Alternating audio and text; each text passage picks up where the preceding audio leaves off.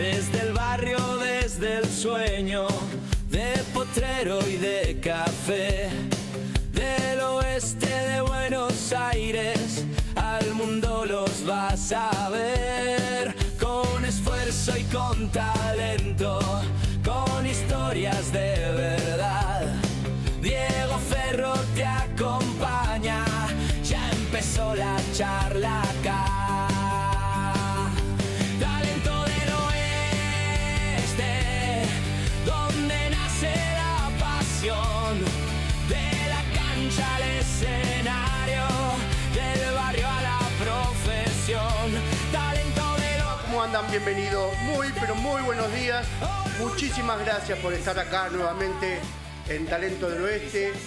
La alegría enorme de pertenecer junto con ustedes a esta invitación, recorrer la vida y obra de deportistas que han surgido, que han aparecido, que se han consagrado tanto a nivel nacional e internacional, y a partir de ahora, con la gracia y la benevolencia de esta nueva casa, de la casa de CNS 23, el agradecimiento enorme a Fernando para poder agasajarnos y llevar estas entrevistas a un nivel un poco superior a lo que estábamos acostumbrados, así que a partir de ahora se encontrarán con otro tipo de invitados, valga la redundancia, que nos contarán, nos narrarán, nos relatarán cómo es surgir de un club de barrio, cómo es consagrarse a nivel nacional, y aquel otro que haya consagrado tanto a nivel de selección como a nivel internacional.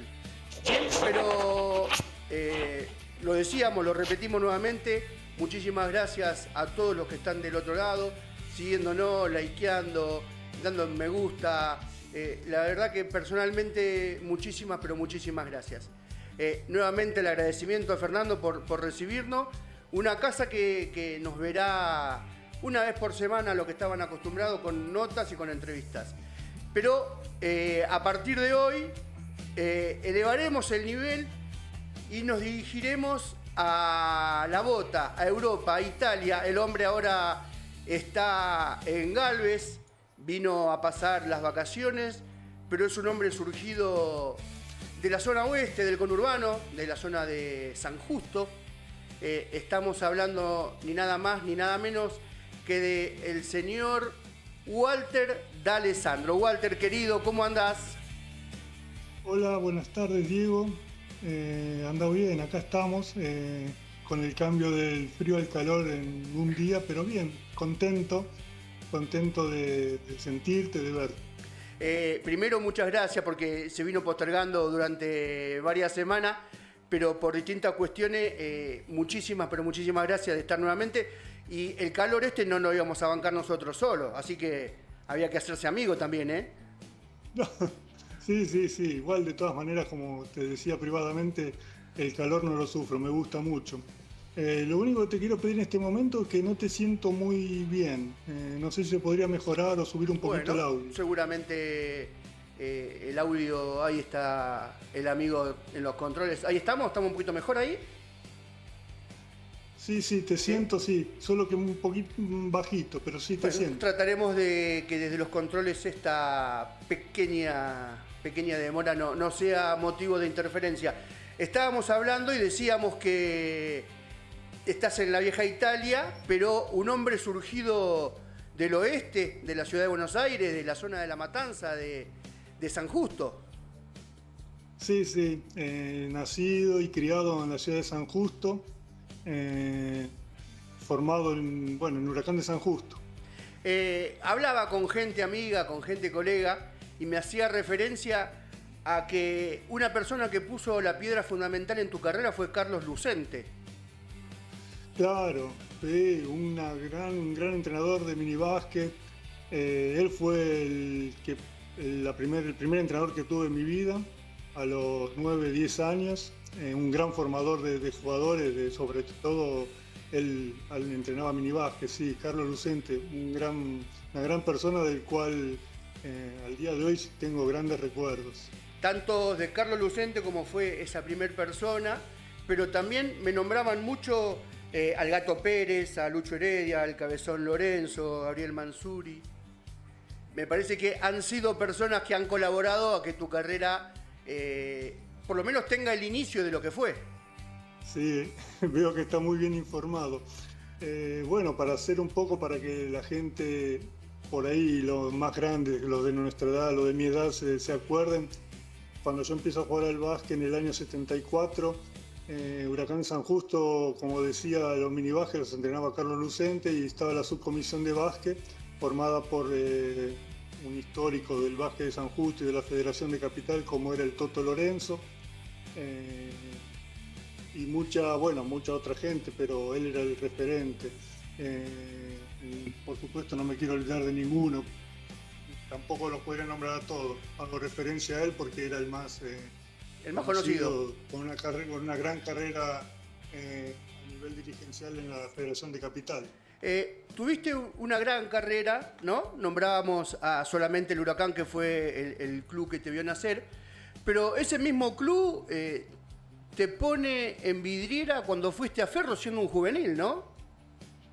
Sí, exactamente. No era todavía juvenil, era cadete. Y la historia, para hacerla un poco así corta, fue que en esa época los campeonatos se jugaban de marzo a diciembre. En el mes de febrero, un jugador de Huracán de San Justo, el Morro Visus, me dice: ¿no me querés acompañar? Que en Ferro se arman unos partiditos con jugadores. Le digo: sí, te acompaño. Yo estaba sentado en la tribuna mirando cómo ellos jugaban y se me acerca un señor y me dice: ¿cuántos años tenés? Le digo: yo tengo 15 años. ¿Y cuánto medís? 2,4 metros. Me dice: ¿no te gustaría jugar en Ferro? Claro, en ese momento era como si me decía: ¿no querés jugar en los Lakers? Yo le dije: sí, ¿cómo no? Volví a mi casa, le conté a mi papá, a mi mamá, y bueno, me dice: el lunes vamos a ir a tu casa. Le di la dirección y este señor era el señor León Snudel. Así que... Una pavada. El lunes, yo cuando me dijo: el lunes vamos a ir a tu casa, yo pensé que no era de verdad, porque venirse de Caballito a San Justo en ese año no era una cosa tan común. Así que hablaron con mis padres me dijeron: mira, la decisión es tuya. Yo le dije: sí, yo quiero ir. Y bueno, fuimos a hablar con la subcomisión de básquet de San Justo, de Huracán, el cual no lo tomaron muy bien, pero también vieron que era una posibilidad para mí. Y en el año 80 jugué para Ferro en la categoría cadetes. Hay una foto mítica de la revista El Gráfico, por todos aquellos millennials que no saben que ese Gráfico era la revista deportiva por excelencia. Y ya en la primera foto, o en la única foto que yo tengo registro, se te ve con pibes que, bueno, está bien, fueron medios intrascendentes, un tal Cortijo, Mareto, Maggi, en ese equipo que, bueno, no llegaron a triunfar como vos.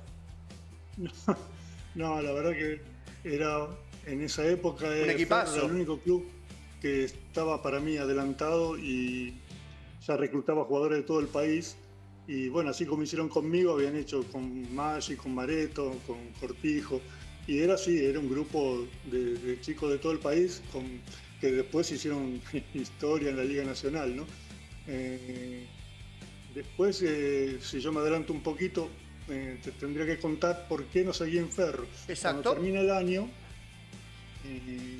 y próximo ya a comenzar el año 81, yo como segundo año de cadete, Ferro tenía un equipazo, porque estaba Gabriel Darraz, estaba Fabián Turn, estaba Diego Maggi, ya había pasado. Bueno, era un equipazo para la categoría. Pero el día antes que cierre el libro de pases, me tocan el timbre en mi casa y era, como vos decías, mis amigos de la infancia, el Gato Pérez y Lucho Heredia, y me dijeron: no, pero ¿qué vas a hacer en Ferro? No vas a tener posibilidades. Acá en San Justo, Huracán en esa época jugaba la primera vez del campeonato de Capital. Acá vas a ser titular en primera. Bueno, en definitiva me convencieron y de ahí mismo fuimos a la federación y firmé para Huracán de San Justo. Así que mi estadía en Ferro fue muy cortita, fue solo un año. Y hasta el día de hoy, claro, ahora con el diario del lunes es fácil, pero no sé si hice bien o hice mal. Es verdad que en Huracán ese año 81 jugaba ya en primera con 17 años, pero no sé qué hubiera pasado si hubiera seguido en Ferro. Y a veces el corazón manda y contra eso no se puede, ¿no? ¿Volviste? Sí, exactamente, aparte, como te decía, nacido, criado en Huracán, todos mis amigos, me conocía todo el mundo. era un poco difícil. Y Ferro, como todo club de fútbol, club grande, no sos una figurita, sos alguien intrascendente. Yo no buscaba trascendencia, pero pensaba que a nivel profesional, claro que en esos años no se veía uno como un jugador profesional con todo lo que fue después, pero seguramente estoy seguro que hubiera hecho mejor carrera que si hubiera seguido en Ferro y no esa decisión de volver a San Justo por los sentimientos. Te toca el 85 o el 84 cuando empieza a formarse la Liga Nacional y Huracán participa en la transición de la Liga B, sería, ¿no? Ahí sí te toca jugar con Fuentes, Zoraire, Burelli, D'Alessandro, que era el quinteto inicial de ese famoso Huracán. Exactamente, sí, en ese año de transición, y acá ya me vuelvo a adelantarme porque te cuento una anécdota. En el año 84, como vos decís, Huracán de San Justo juega la Liga de Transición y nos toca ir a jugar a Peñarol de Mar del Plata. Y era enero, entonces un dirigente del Deportivo Roca, de vacaciones en Mar del Plata, va a ver el partido porque era un aficionado de básquet. Y yo ese partido había hecho 38 puntos, era un viernes. El lunes suena el teléfono fijo, porque no había celular, teléfono fijo del bufete de Huracán de San Justo, me dice: un teléfono para vos. Yo digo, qué raro que alguien me llame, porque no, en esa época no. Y atiende el teléfono y me dice: mirá, yo soy un dirigente del Deportivo Roca, de Río Negro, y quisiéramos saber si podríamos contar con vos para la próxima temporada de la Liga Nacional C, era para ya participar en la Liga Nacional B, ¿no? Y yo le dije: mirá, me tomé así en frío, pero sí, le digo, no, tendríamos que hablar, porque en esa época los jugadores no éramos libres, teníamos el pase, pertenecía al club de origen. Bueno, en definitiva me invitaron a pasar un fin de semana en General Roca para que yo conociera la ciudad y el equipo, y bueno, a mí me gustó, aparte era una aventura, ¿no? Porque no era una cosa común así, que la gente se vaya a los clubes del interior, pero como había empezado la liga, era una cosa interesante. Prácticamente vienen los dirigentes, hablan con Huracán de San Justo y pagan por mi pase $18.000, que en esa época no era una cosa tan común. Y me voy al Deportivo Roca. Un Deportivo Roca que 20 años después también va a tomar, 10 años después, va a tomar trascendencia en tu vida porque te adopta como un hijo legítimo más adelante. Exactamente, porque ese primer año, yo estuve un año y medio, 85-86. Vos arrancás en septiembre, ¿no? ¿Cómo? Arrancás en septiembre en Roca. Sí, septiembre, porque en ese momento comenzaba la Liga C, digamos, para ascender, y llegamos al octagonal final, del cual teníamos que ganar solamente 2 partidos para ascender y lamentablemente perdimos. Me acuerdo que estaba Gimnasia y Grima La Plata, Sporting de Punta Alta, Deportivo Madryn, Deportivo Roca, Sporting de Mar del Plata, y bueno, no logramos ascender ese año. Pero bueno, ahí conocí a la que actualmente hoy, después de 40 años, es mi señora. Y sí, como vos decís, yo adopté a la ciudad como un poco mía y la ciudad adoptó a mí como un ciudadano roquense. En ese momento era el polideportivo de las 827 viviendas. El polideportivo de las 827 viviendas, exactamente. Cuando fue un boom tan grande esa Liga C del 85, que Deportivo Roca no tenía un estadio. Y en un galpón de empaque de manzanas hacen un estadio, un gimnasio. Vos pensás que las tribunas populares estaban hechas con los cajones de exportación de manzanas. Una locura. Así que te imaginás que... Pero llenaban todos los partidos 800 personas, era una cosa, una locura. La verdad que una muy linda época de mi carrera. Tuviste la oportunidad de formar dupla con Charles Russell en el 85 y ya en el 86 era tanta la magnitud del equipo, de lo que atraía de gente, que jugaron hasta un amistoso con Cuba, con la selección cubana. Sí, exactamente, la selección de Cuba, no me acuerdo bien para qué torneo se estaba preparando, hicieron un amistoso contra nosotros. Y bueno, el estadio, como siempre, lleno. Fue una época de mucha... la gente acompañaba muchísimo, estaba muy entusiasmado, como que el básquet había tomado una importancia tanto como el fútbol, ¿no? Porque Roca venía de una tradición de fútbol, que había participado en 2 viejos campeonatos nacional de fútbol, cuando se jugaba el Metropolitano y el Nacional. pero desde el 85 en adelante el básquet también tenía su gente que lo acompañaba muchísimo. Ahora, teniendo o viendo la evolución tuya en Roca, ¿por qué volver de vuelta a la federación con José Hernández?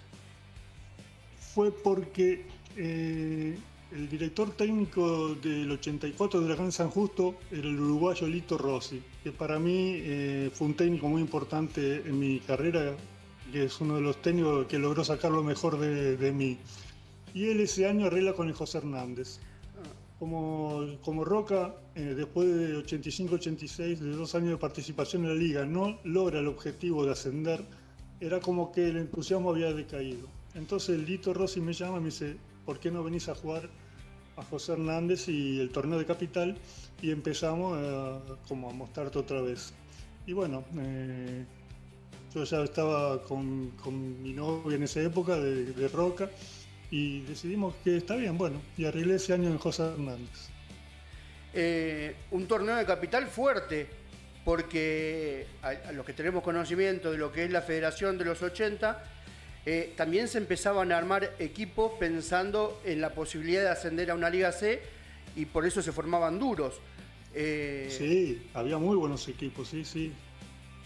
Por Era eso, un campeonato bastante duro, estaba Círculo Policial, bueno, estaba Vélez, ahora no tengo la memoria de todos los equipos, pero sí era un equipo, un torneo bastante Vélez, de buen nivel. ¿por eso mismo seguiste en Capital y después fuiste a Lanús? Sí, porque Lito Rossi el año siguiente, el 88, va a Lanús, pero Lanús sí jugaba la Liga Nacional, sí. Jugaba la Liga Nacional B. Ahí también comparto equipo con algunos históricos, como el Guille Marín, como Fabián Sachi, bueno, Luis Zoraire, que era de San Justo, lo conocía desde minibásquet, así que un lindo equipo. Al inicio las cosas no van muy bien, Lito Rossi se va y toman un entrenador que era un histórico de Lanús, que era Palmarocci, y con él terminamos el campeonato. Sí, ese fue 87-88, fueron mis 2 años en Capital Federal. Ya empieza a aparecer en tu vida un club que tiene raíces futbolísticas como Lanús. ¿Se empieza a sentir el fútbol en un equipo de básquet? Me refiero a que al ser un equipo de fútbol, ¿el básquet pasa a ser un deporte secundario? Sí, en esa época sí. Yo ahora no sé si cambió un poco, pero en esa época el básquet era secundario en Lanús, no era el deporte principal. Está bien, teníamos todas las comodidades, viajábamos en un buen micro y las instalaciones del club eran muy buenas, pero bueno, el público no era el del fútbol, venía poca gente al básquet de Capital en ese año. Digamos que no es, actualmente no puedo decir cómo es, pero estamos hablando, claro, del año 88, casi 40 años atrás, era bastante diverso a lo que es ahora. Total. Termina la temporada en Lanús, yo te llevo aproximadamente 12 años, 14 años, y allá por los 90 habían 2 revistas de básquet, Solo Básquet y Encestando. Uno que era asiduo lector de eso, siempre miraba los planteles para ver si había habido jugadores que hubieran pasado de un equipo al otro, a ver cómo se reforzaban. Y lo que siempre me llamó la atención era el equipo de Santa Paula, porque a lo largo de fin de los 80, principio de los 90, hasta digamos casi mediados de los 90, tenía 2 históricos. Uno que era Bolesic y el otro que era D'Alessandro. Eran números fijos en esa ciudad que a lo que yo entiendo debe ser como el nene mimado. Sí, exactamente. Te cuento un poquito la historia de cómo fue. Termino mi campeonato en Lanús, llegan los meses de receso y el técnico de minibásquet de Huracán de San Justo era de Pilar, vivía en la ciudad de Pilar. Entonces me dice, mira, el sábado que viene Pilar va a jugar un amistoso con un equipo de Liga Nacional B. Pero Pilar en ese momento no jugaba ningún campeonato de Liga Nacional. Me dice, ¿no quisieras venir a darnos una mano, a reforzar? Yo le dije, sí, cómo no, ningún problema. Entonces me fui ese sábado. Llegamos con mi señora, estacionamos el auto y adelante nuestro había un micro que decía Santa Paula. Yo digo, uy, este equipo, porque yo también era nacido lector de la revista, digo, este equipo participa en la liga. Digo, lo leí varias veces. Y bueno, jugamos ese partido amistoso, donde también me tocó hacer muchísimos puntos. Y después del partido, mientras comíamos un asado los dos equipos juntos, se me acercan los dirigentes y se repite la historia de la otra vez. ¿No te gustaría jugar acá? Y yo le dije, sí, cómo no, hablamos, nos ponemos de acuerdo, no hay ningún problema. Y así fue como se dio mi llegada a Santa Paula. Ya ahí nomás apenas tomás posesión del equipo, digamos, allá por fin de los 80, allá en el 89, todavía no era el TNA, sino que era la Liga B. Te toca jugar un campeonato que hicieron un grandísimo campeonato, que no lograron el ascenso, no lograron el campeonato por muy poquito, que perdieron con Comodoro, una final tremenda. Exactamente. Sí, hay tantísimas anécdotas de ese año, porque Santa Paula venía del año anterior de también haber hecho un buen campeonato, y este año llegamos a la final por ahí impensada, contra Gimnasia de Comodoro, que un histórico de la liga, que desde el 89 sigue jugando actualmente en la Liga Nacional. Totalmente. ¿Te imaginás que Galvez, estoy en este momento, bueno, en Galvez es una ciudad de 20.000 habitantes, ¿no? Pero fue una cosa increíble para la ciudad ese equipo y haber llegado a la final. Nosotros teníamos un colectivo que era del año 68, no tenía aire, no tenía calefacción, no tenía nada. Y ir y el playoff con Comodoro, fueron 2 partidos en Comodoro, 2 en Galvez y el quinto en Comodoro. Quiere decir que en 15 días fuimos 2 veces a Comodoro. Tardábamos como 35 horas. Una locura. Pero bueno, esa época, ahora, claro, por ahí ahora me escuchan chicos de 25, 20 años y dicen, pero están locos, ¿cómo vamos a hacer un viaje así? Y nosotros lo hicimos, sí, en 15 días 2 veces a Comodoro a jugar la final contra Gimnasia. También un recuerdo histórico. Pero bueno, perdimos en el quinto partido en Comodoro. Ya un equipo con una base, pensando en el próximo campeonato. Ahora sí, la Liga B en el año 90, que te toca participar ya con la experiencia de haber jugado el año anterior, logra el campeonato y el ascenso a la máxima categoría. Sí, después de ese año 89 se lleva el calendario después de que toda la vida se había jugado de marzo a diciembre. Porque ahí es cuando empieza, perdón que te interrumpa, ahí es cuando empieza la liga corta. Se hizo la liga corta en el 90. Ese año la liga corta para adaptar los campeonatos a Europa. Y que la selección nacional pueda competir igual que en Europa. Así que se hace una liga corta. Y ya después empieza con el formato 90, 91, 91, 92, ¿no? Porque hasta ese año era 88, 89, 90. Bueno, sí, esa liga corta en 90 ganamos y ascendemos a la Liga Nacional A, que era impensado para una ciudad, como te decía, tan chiquita como Galvez, ¿no? Jugar en esa época, en ese momento, una Liga A tenía sus costos y todo, y era un poco impensado para Galvez. Pero nosotros, me acuerdo que esos campeonatos se jugaban por parejas. Nosotros hacíamos pareja con el Sport Club de Cañada de Gómez. Así que los equipos que venían a jugar de visitantes jugaban el viernes en Galvez y el domingo en Cañada. Bueno, estaba todo organizado así. Los campeonatos eran por parejas con los equipos de ciudades cercanas para abaratar costos. Imagino la alegría de lo que habrá sido Galvez ese ascenso, ¿no? Pero quiero que me cuentes en primera persona lo que fue esa final con Olimpia. Cómo termina desarrollándose, terminan ganando por un punto, con un partido que casi lo pierden en el último tiro. Exactamente. Jugamos esos partidos finales porque no era un equipo contra otro, era no me acuerdo si un hexagonal o un cuadrangular final, y el último partido nos toca con Olimpia, que teníamos que ganar, y sí, estábamos ganando tranquilos hasta que en un momento ellos nos alcanzan en el tanteador, tira un triple Tilati, un jugador santafesino, en cesta, se ponen a 3 puntos o a 2 puntos. A 1. Y nosotros perdemos otra vez la pelota, otra vez tira Tilati, pero de bastante lejos, porque era casi mitad de campo, y lo erra, para la suerte de nosotros, porque si no hubiéramos ascendido. Sí, fue bastante dramático y se festejó el doble, porque bueno, por ese dramatismo, la gente muy tensa en la cancha cuando terminó el partido que ganamos, como que se desató toda la euforia. Me imagino. Ahora, ya la temporada, ahora sí, la 90-91, empieza a tomar curso con Galvez en primera. Cuando debutás en Liga Nacional, ¿recordás alguna palabra o algún comentario de los muchachos o de los amigos de Huracán pensando, va a llegar, no va a llegar, jugará Liga Nacional? No, porque yo prácticamente iba a San Justo cuando podía visitar a mis padres, pero no tenía, como iba por muy poco tiempo, no tenía mucho contacto con mis amigos de la infancia. Era una cosa, no, ninguno me decía. Sí, muchos después de grande me dijeron que me veían porque ya tenía condición o tenía la altura necesaria para poder jugar. Pero en esa época ninguno decía, mirá, llegaste o no llegaste.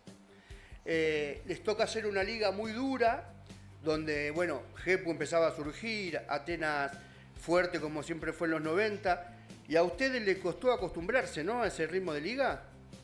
Claro, sí, porque nosotros siempre con un presupuesto bajo, sin jugadores de gran renombre, nosotros apuntábamos muchos a los extranjeros. Ese año 90-91 nos dirige Aldo Marchesini, que había sido ayudante de Ranco Ceravica en obras, había dirigido Morón, un profesional con todas las letras, muy exigente. Y lamentablemente por un poco de inexperiencia de los dirigentes, un poco de falta de presupuesto, cambiamos 6 americanos y no la pegábamos nunca. Entonces se hacía muy difícil solo con los nacionales permanecer en la categoría así. Y bueno, el resultado fue que volvimos, que descendimos. Sí, inician la liga con Mosby y Crenshaw y no terminaron resultando lo que necesitaba Santa Paula, que los terminaron cambiando enseguida. Sí. Me acuerdo que venían americanos que la verdad que un desastre. Aparte, para ellos no era muy fácil adaptarse a Galvez porque es una ciudad muy chiquita, lejos del ruido de Buenos Aires. Así que nos costó mucho encontrar americanos que rindieran. Tuvieron en el plantel a Pablo Nocioni, el hermano del Chapu. Empezaba a hacer sus armas y a empezar a jugar en Liga Nacional. ¿Tenés algún recuerdo de Andrés cerca dando vueltas por ahí? Sí, cómo no. Todo el entrenamiento venía el padre con Andrés, que tenía 12 años, 13 años. Se sentaban en la tribuna, miraba los entrenamientos. Si bien no soy amigo, ni lo conozco de vista, pero sí, me acuerdo de esa época. Este chiquito que venía a todos los entrenamientos a ver al hermano y a ver a nosotros, ¿no? Nuevamente, ya con la experiencia de haber jugado 2 temporadas, ya empiezan a jugar la temporada 91-92 en TNA nuevamente, pero mantienen la base de lo que fue ese gran equipo y lograron lo que lograron muy pocos equipos, tanto River en el TNA como Boca, de haber descendido y subido 2 veces. Sí, estuvimos solo un año en el TNA, volvimos a ascender y casualmente ayer yo tengo mi amigo acá en Galvez, Marcelo Tolini, compañero de mi equipo de esa época, que tenía el libro La historia del ascenso de Fabián García, que salió ahora, hermoso. 40 años del ascenso, no sé si lo viste. Sí, lo tengo, tremendo libro. Ah, bueno, y ahí está, que yo no lo sabía, ahí decía que ese inicio de la 91-92 tuvimos casi el récord de partidos ganados seguidos, que era de 13 en ese momento. Sí. Fue un campeonato bastante, digamos, accesible para nosotros hasta ese momento, hasta llegar a la final, ¿no? Aparte cuentan con la experiencia de un tipo como José Cotonaro, que me parece que supo cómo llevarlos, ¿no? Sí, José, que venía de Paraná con su experiencia y había traído, bueno, habíamos incorporado a Horacio Borghese, también de Chahue, y habíamos hecho un muy lindo equipo y llegamos al playoff final contra Luz y Fuerza de Misiones. Y otra vez un duro una dura serie, ¿no? Que terminó con los 2 ganados en Galvez, 2 perdidos en Misiones y el quinto en Galvez también lo ganamos ahí no sufriendo, pero bueno, Sí, por 5 o 6 puntos. me parece que la génesis de ese equipo mal acostumbró a la gente de Galvez a que se podía salir campeón seguido. Sí, y bueno, después de ese ascenso del 91-92 lo coronamos con la final con 2 equipos ascendidos, que fue fuimos a jugar la final contra Regata San Nicolás, los 2 ya ascendidos, ¿no? Sí. Y sí, también ganamos 3-0, tranquilo, y a partir de ahí Santa Paula se mantiene por 4 años seguidos en la Liga Nacional A. Totalmente. Yo participé solamente hasta la 94. Ya en la Liga A nuevamente con José Cotonaro en el equipo. ¿Por qué decidiste ya que ese sea el último año en Galvez? ¿Estabas como demasiado burguesado, sería la palabra? ¿Tenías ganas de cambiar de aire? No, llega el momento ese 94 y Santa Paula económicamente ya no podía mantenerse mucho más tiempo en la Liga Nacional A. Contratan como técnico a Volcan Sánchez. Volcan me dice, yo te quiero en el equipo, pero yo veía que no tenía muchas posibilidades ni para armar un gran equipo, ni tampoco para mantenerse. Y me surge la opción de volver con León a Boca. Claro, no lo pensé, era otra vez, como te decía, con el hecho cuando fui a Perro, era como ir a la NBA. Así que sin dudarlo, saludé a la gente de Galvez, le dije, lamentablemente no voy a poder seguir porque tengo una oferta mejor, porque me interesa jugar en Boca, ¿no? Así que sí, me fui a Boca. Ahí se conjugan 2 cosas. Primero, nuevamente con León, con todo lo que significa el apellido para la Liga Nacional y para cualquiera que es dirigido por él. Y segundo, como hablaba en una oportunidad con Masi Stanik, para saber lo que es Boca tenés que estar en Boca. ¿A vos te pasó eso también? Exactamente, aparte del club de que soy hincha de chiquitito, porque yo desde chiquito que soy hincha de Boca, iba en mi época de San Justo teníamos 2 o 3 amigos que íbamos todos los domingos a la cancha, así que siempre fui que me gustaba el fútbol, y cuando llegué a Boca sí, más vale en esa época no estaba la Bombonerita, nosotros jugamos de local en Ferro, pero siempre a la mañana ir a hacer la parte física o hacer pesas a Boca era una cosa de otro mundo, sí, era muy lindo. Aparte volví a encontrar a mi amigo Robert Seiler, con el cual había jugado 3 años en Santa Paula. Total. Y León lo quería para su equipo, así que fue mi 4ª temporada con Robert. Un fenómeno de jugador y de persona. Y ese año, bueno, como vos ya habrás visto con Boca, creo que superamos las expectativas. Si vos te fijás en las previsiones de la revista Solo Básquet, a Boca no sé si lo daban 8º, 9º y terminamos 4º. Lo daban en la segunda tanda de los 16 equipos. Exactamente. Porque a mi entender, lo que pasaba con Boca en esos 90 era que no tenía un rumbo fijo. Un día podía estar León, al otro año, como pasó, podía estar Julio Lamas, y no tenía el básquet una fuerza como la que tiene ahora, tanto del campeonato como de una estructura, y constantemente era un cambiar de jugadores todos los años. Sí, eso es verdad. El año, eso que yo te digo, 94-95, eran todos jugadores nuevos, ninguno era que seguía del año pasado, del año anterior. Pero se había formado un lindo equipo de personas, muy lindo grupo, con 2 americanos ya que conocían la Liga Nacional, confiables. Y bueno, llegamos hasta la semifinal, donde perdimos con el que después fue campeón de la Liga, contra Independiente de Pico.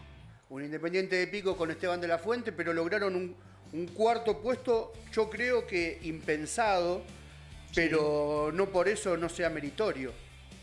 Sí, no, fue una ubicación que creo que ni siquiera nosotros los jugadores lo esperábamos llegar, pero con el correr de los partidos vimos que podíamos.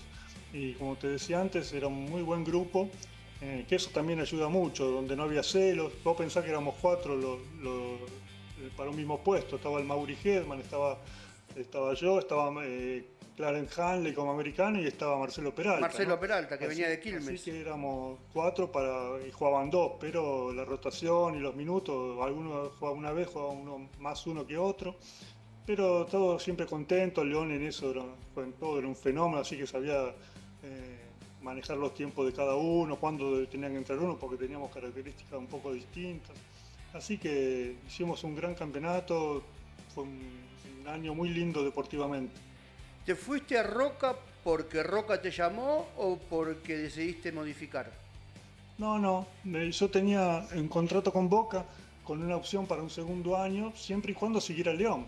Pero como Claro. vos dijiste, León se va y viene Julio Lamas, y bueno, Julio tenía sus preferencias y dijo, no voy a hacer uso de la opción. Y ahí me sale llamado de Oveja Hernández para ir a Roca. Un Roca que empezó a armarse fuerte, pero que en tu lugar, digo, personalmente, empieza a tener otro sentido de pertenencia.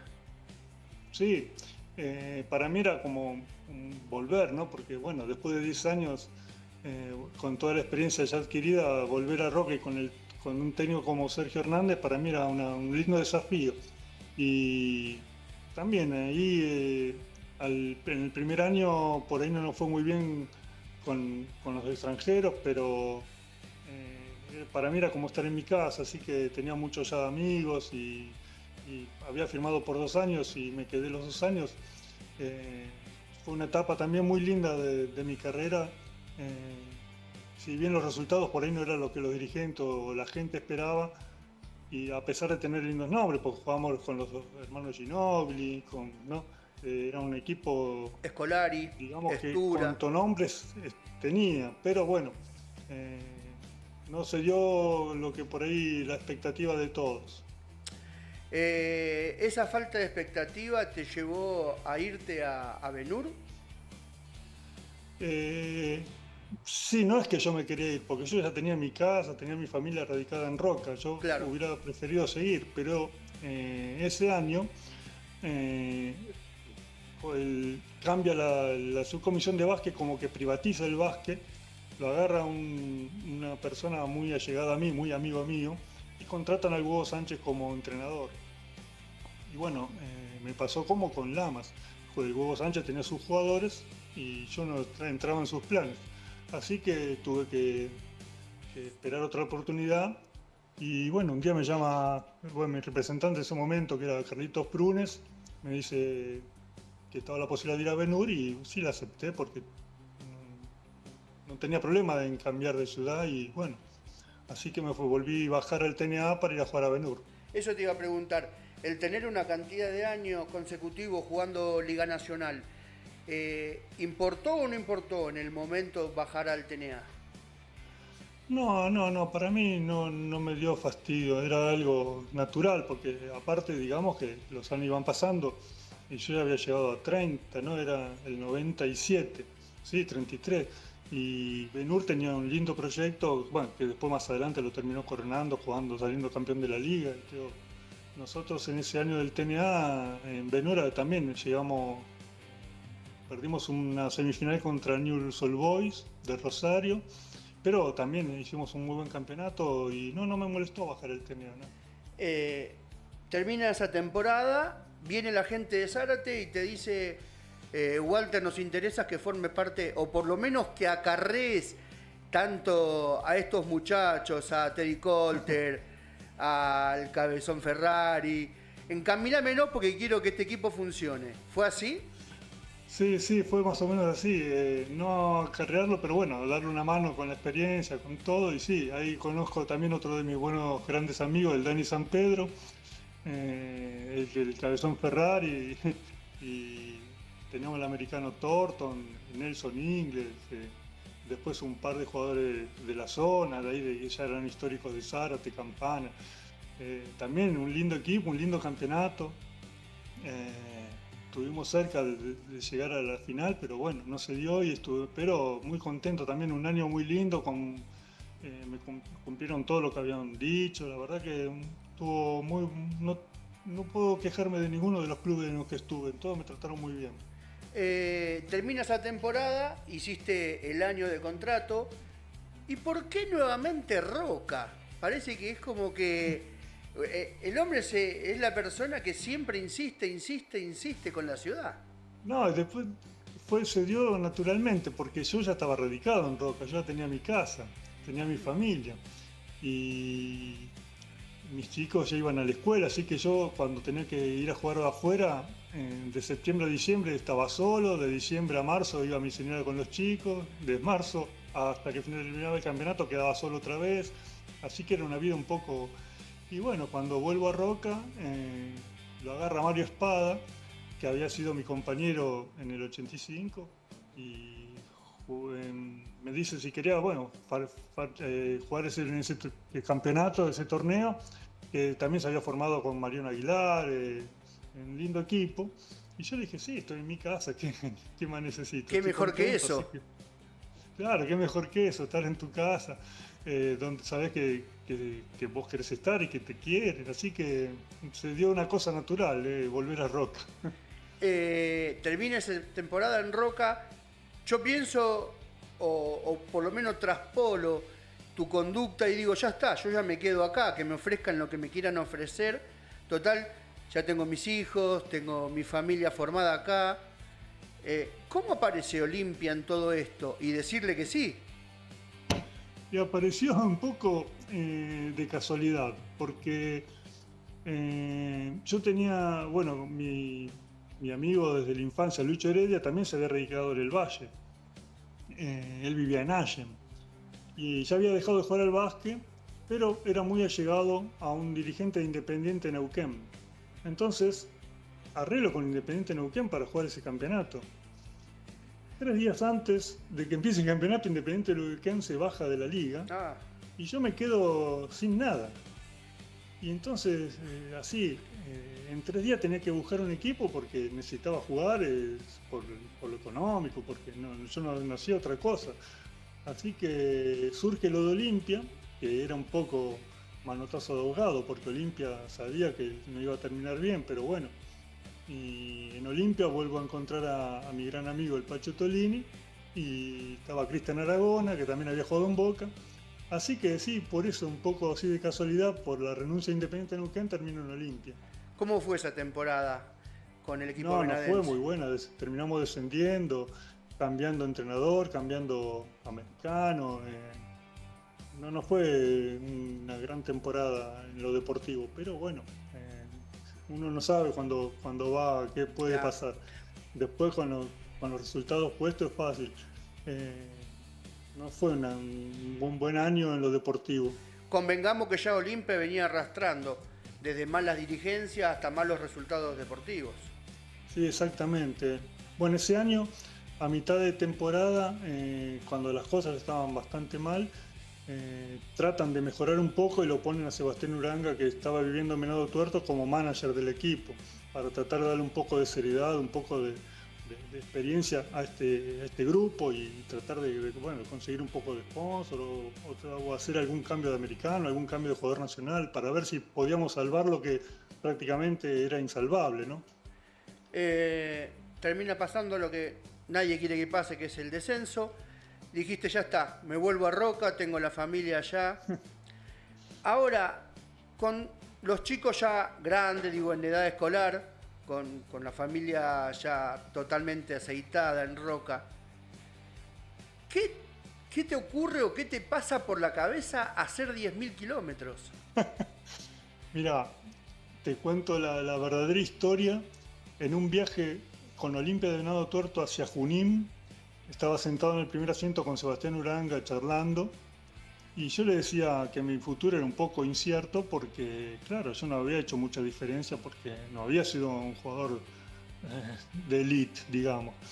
Así que, no sabiendo muy bien qué hacer con mi futuro, y Uranga me dice, pero vos tenés tu papá italiano, podés sacar el pasaporte italiano. En Italia hay muchas categorías donde todavía podés jugar a pesar que tenés 34 o 35 años. Y me quedó prendida esa idea en la cabeza.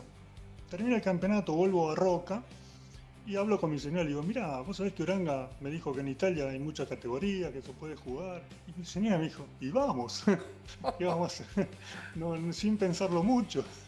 Así que lo llamo a Prunes, le digo, mira, me gustaría, si es posible, hacer una experiencia en Italia, a ver qué onda, qué puede pasar. Y dice, bueno, ella estaba trabajando con un socio representante italiano y se necesitó un cassette de un partido tuyo, se lo mandamos y empezamos a ver qué podemos conseguir. Y eso era más o menos septiembre.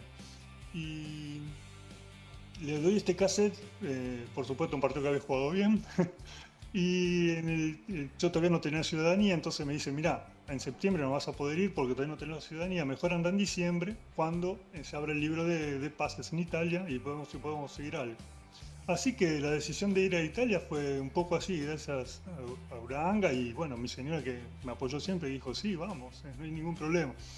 Y en ese momento, en septiembre, viene otra parte que vos ya seguramente viste, que yo estaba 3 meses sin jugar y me llama para ir a Chile, el que había sido compañero en Roca, el ídolo de Roca, que era Carlos Iglesias, ¿no? ¿Cómo fue eso de Chile? Contame bien. Bueno, termino mi campeonato con Olimpia.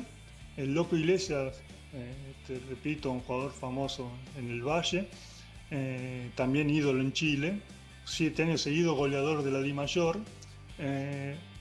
Decide ser director técnico, empieza su carrera de director técnico y dirige en Temuco. Entonces un día viene a Roca y me dice, mira, vos estás sin jugar, estoy esperando diciembre para ir a Italia, ¿por qué no te venís 3 meses? Que el campeonato en Chile, la Di Mayor, dura 3 meses. Y yo acepté, le digo, sí, cómo no, para mí una experiencia más.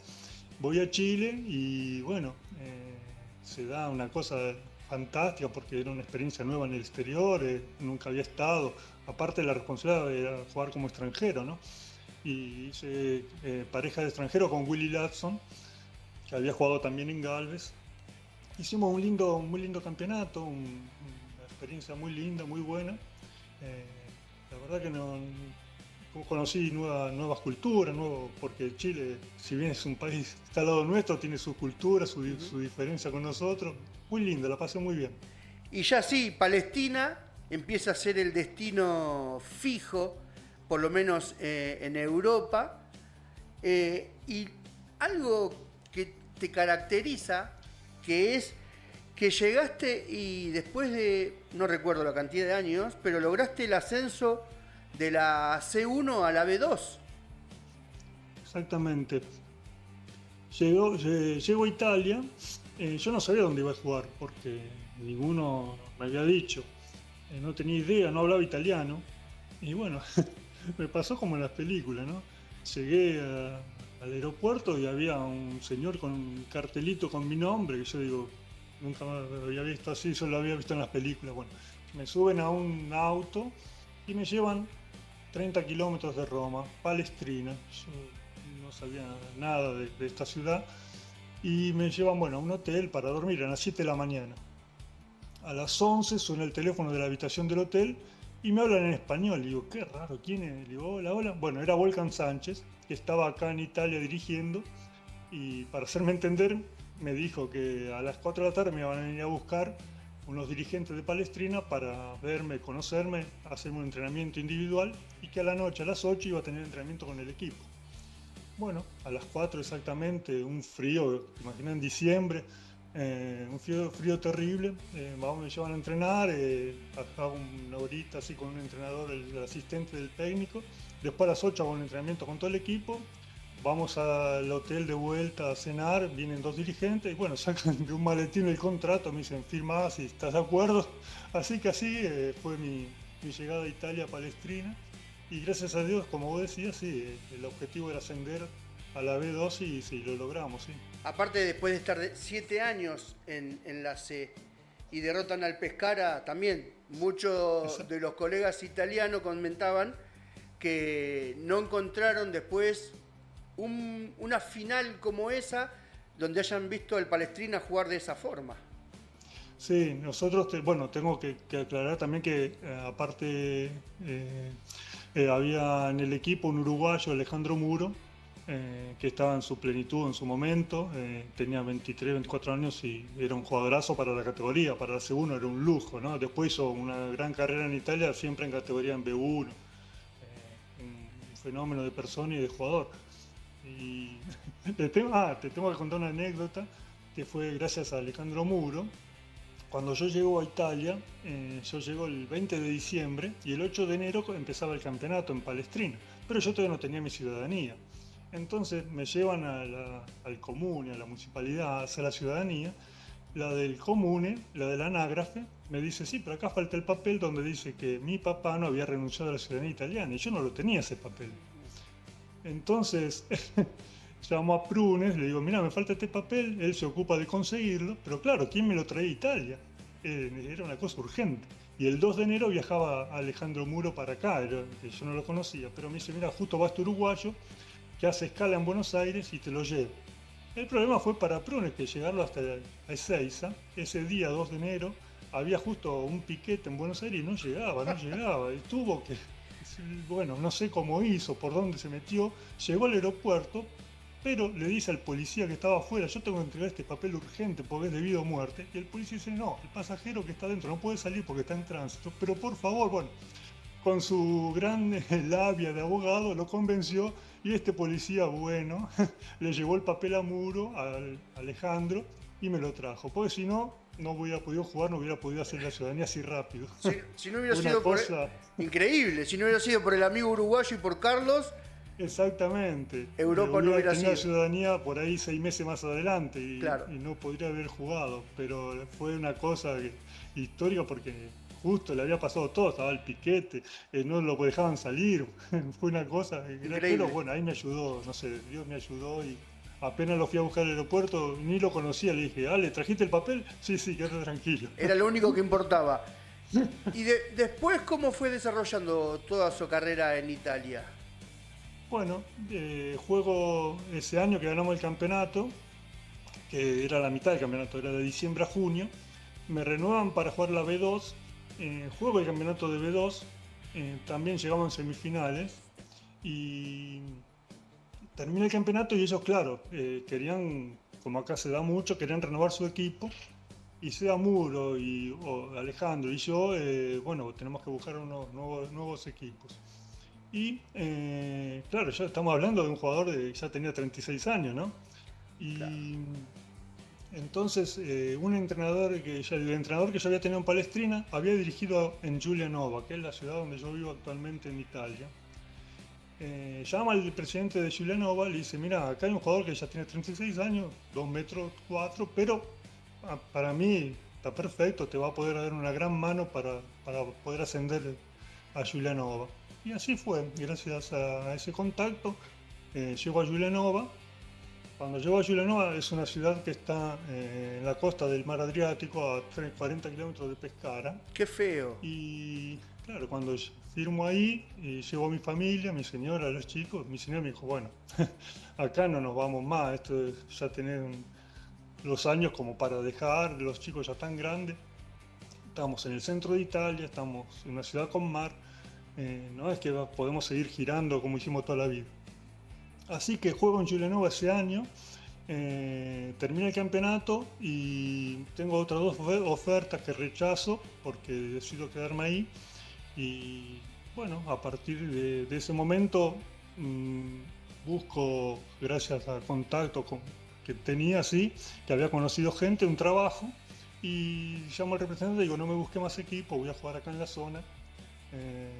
Basta de ser un profesional del básquet, ya no se podía más por la edad, porque no tenía un futuro, ¿no? Porque ya era grande. Así que decidimos quedarnos ahí en Giulianova y bueno, jugar en la zona.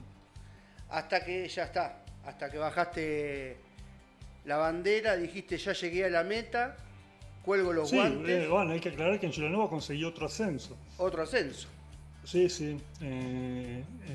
Al tercer año de estar en Giulianova, volvimos a ascender de la C1 a la B2, ya con 43 años y bueno, un gran campeonato, hice, sí.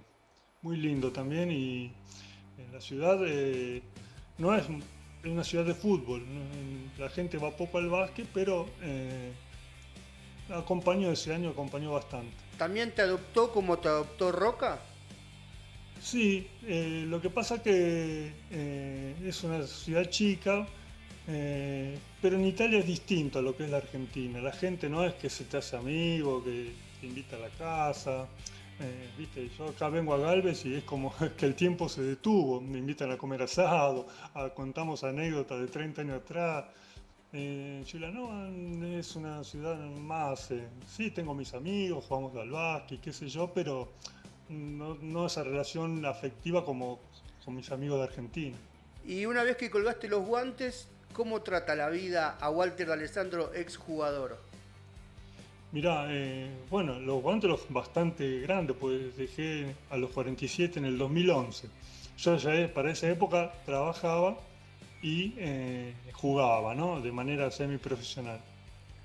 Así que llegó un momento, el último año sobre todo, que yo venía de trabajar, yo trabajaba de 6 a 2 de la tarde, tenía que ir a entrenar a las 7 de la tarde y me costaba un montón. Así que poco a poco fui tomando la decisión, dije, es el último año.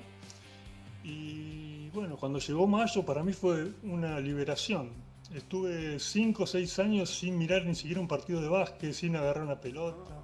Era, no sé, vos pensás que yo había empezado a los 9 años, había sido todo casi una vida y como que estaba cansadísimo mentalmente, físicamente, no quería saber más nada con el básquet. Y abandoné, sí, por 6 años abandoné todo lo que era relacionado con el básquet. Hasta que unos amigos de Giulianova que me había hecho me dijeron, bueno, pero vamos a jugar acá al aire libre, así entre amigos. Bueno, en el 2016, 2017 volví a agarrar una pelota y a jugar. Qué increíble, ¿no? Toda una vida pegado a la naranja y después teniendo que dejarla porque ya era demasiado. Sí, acá hubiera también tenido la posibilidad de dirigir, pero yo siempre dije que para dirigir, incluso para dirigir minibásquet, tenés que tener un carácter especial, te tiene que gustar, y yo nunca preferí trabajar en una empresa, en una fábrica y no entrenar chicos porque no tenía el carácter ni la paciencia necesaria, así que muchos me decían, ¿por qué no dirigí? Mirá que 2 horas al día, qué sé yo, y no tenía la pasta para ser entrenador. ¿Hasta cuándo te quedas en Galvez? Me quedo hasta la semana que viene y ya tenemos el viaje programado, pues me voy a Roca, de donde están los parientes de mi señora. Y sí, porque si no te van a matar, si no vas a Roca. Sí, no, aparte también con mis amigos, bueno, ya están programando para hacer algún partidito, asado seguro, así que está todo programado, sí, nos vamos a quedar un mes más o menos. Está muy bien, está muy bien. Mira, pasó una hora, la verdad, el agradecimiento muy especial porque lo hemos pospuesto varias veces por distintos factores y la verdad que es una alegría poder empezar en esta nueva casa en CNS 23 junto con vos, Walter. Así que desde acá el agradecimiento por estos minutos. No, gracias a vos, Diego, por esta nota. Me alegro mucho que hayas cambiado esta nueva casa, este nuevo canal y que tengan toda la suerte del mundo. La verdad, te deseo lo mejor. Muchísimas gracias, Walter. Esperemos que cuando estés por Buenos Aires nos podamos cruzar para hacerlo mano a mano. Cómo no, siempre disponible. Gracias. Abrazo grande, Walter. Gracias. Bueno, la palabra del señor Walter D'Alessandro, un histórico del básquet nacional argentino, tanto en la Liga Nacional como en el TNA, la Liga B, y derrochando la experiencia por Chile, por Italia, hasta los 47 años. Hemos llegado al final. Muchísimas gracias por este recibimiento en CNS 23. Gracias a Fernando, gracias a mi querido amigo Feli, el operador. La verdad que es un muchacho increíble lo que ha hecho en esta hora. Los esperamos como una vez por semana. Cada vez que aparece un invitado los tenemos pendientes del otro lado. Y lo que creo que a partir de ahora van a venir cosas muy interesantes y los espero del otro lado. ¿Sí? Muchísimas gracias, muy buenos días. De potrero y de café, del oeste de Buenos Aires, al mundo los vas a ver. Con esfuerzo y con talento, con historias de verdad. Diego Ferro te empezó la charla acá. Talento del oeste, donde nace la pasión, de la cancha al escenario, del barrio a la profesión. Talento del oeste, orgullo de mi ciudad, entre risas y recuerdos se nos cumple una verdad.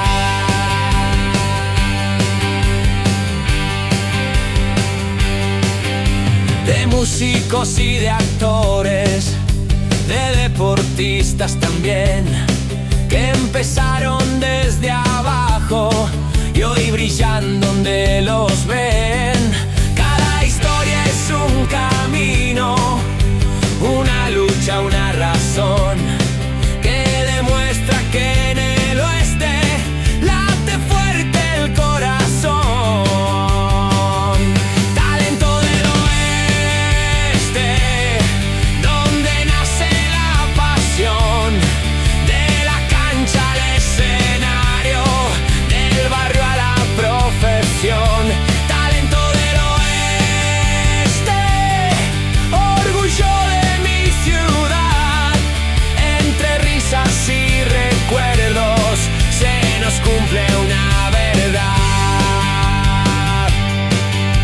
Historias que inspiran, voces que quieres oír. Un domingo, una semana, siempre hay algo por sentir. Diego escucha, Diego pregunta, vos te dejas llevar. En Talento del Oeste todos pueden despegar.